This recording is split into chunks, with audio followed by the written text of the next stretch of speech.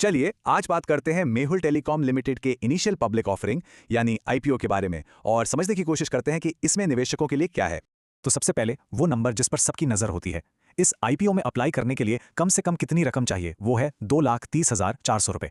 ठीक है, तो आज हम क्या क्या देखने वाले हैं। हम समझेंगे कि ये अवसर क्या है, कंपनी का बिजनेस मॉडल कैसा है, आईपीओ के आंकड़े क्या कहते हैं, इसकी ताकतें और जोखिम क्या हैं, और हाँ, जरूरी तारीखें कौन सी हैं। अंत में एक जरूरी सवाल पर भी बात करेंगे। तो चलिए शुरू करते हैं। आखिर ये मेहुल टेलीकॉम है क्या और ये बाजार में क्या नया लेकर आ रही है। सीधी सी बात है, ये गुजरात में एक रिटेल चेन है।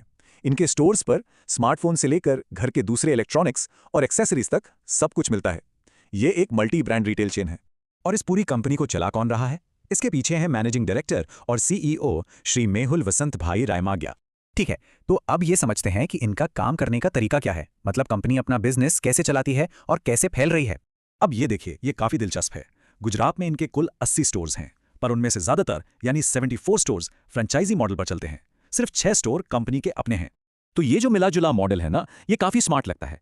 अपने कुछ स्टोर्स पर सीधा कंट्रोल रखो और बाकी फ्रेंचाइजी के जरिए तेजी से विस्तार करो। इससे कम पैसे में ज्यादा जगहों पर पहुंच सकते हैं।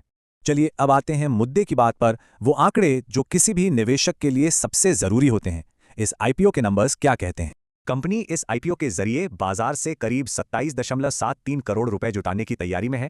और हाँ, अगर कोई अप्लाई करना चाहता है तो उसे एक लॉट में अप्लाई करना होगा और एक लॉट में 1200 शेयर्स हैं।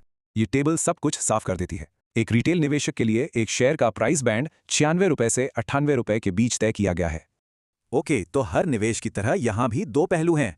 पहले कंपनी की मजबूती देखते हैं और फिर बात करेंगे कि इसमें जोखिम क्या हो सकते हैं। कंपनी अपनी सबसे बड़ी ताकत बताती है अपने प्रमोटर्स का अनुभव, जो 17 साल से भी ज्यादा का है। इसके अलावा गुजरात में 80 स्टोर्स का नेटवर्क, तरह तरह के प्रोडक्ट्स और इनका ये हाइब्रिड कोको फोफो मॉडल, ये सब इनकी ताकत में गिना जाता है। ठीक है, ताकतें तो देख ली, लेकिन रुकिए, अब बात करते हैं उन जोखिमों की जिनके बारे में पता होना बेहद जरूरी है। और यहीं पर एक बहुत बहुत जरूरी बात सामने आती है। कंपनी के डॉक्यूमेंट्स में जोखिमों के लिए एक सेक्शन तो है, पर उसमें कोई खास जोखिम बताया ही नहीं गया है। इसका मतलब साफ है कि निवेशकों को अपनी तरफ से गहरी रिसर्च करनी पड़ेगी, सिर्फ दी गई जानकारी पर निर्भर नहीं रह सकते।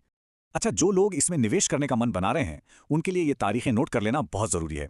तो ध्यान से सुनिए, आईपीओ 17 अप्रैल को खुलेगा और 21 अप्रैल को बंद हो जाएगा। अलॉटमेंट 22 अप्रैल को होगा और सब कुछ ठीक रहा तो 24 अप्रैल को यह स्टॉक एक्सचेंज पर लिस्ट हो सकता है। तो इस पूरी बातचीत को खत्म करने से पहले चलिए एक बड़े और सोचने वाले सवाल पर रुकते हैं। तो सबसे बड़ा सवाल यही बचता है, क्या एक ऐसा बिजनेस मॉडल जो गुजरात जैसे एक राज्य में इतना सफल रहा है, वो पूरे देश के इतने कॉम्पिटिटिव मार्केट में भी अपनी जगह बना पाएगा? कंपनी का आगे का सफर इसी सवाल के जवाब पर निर्भर करता है।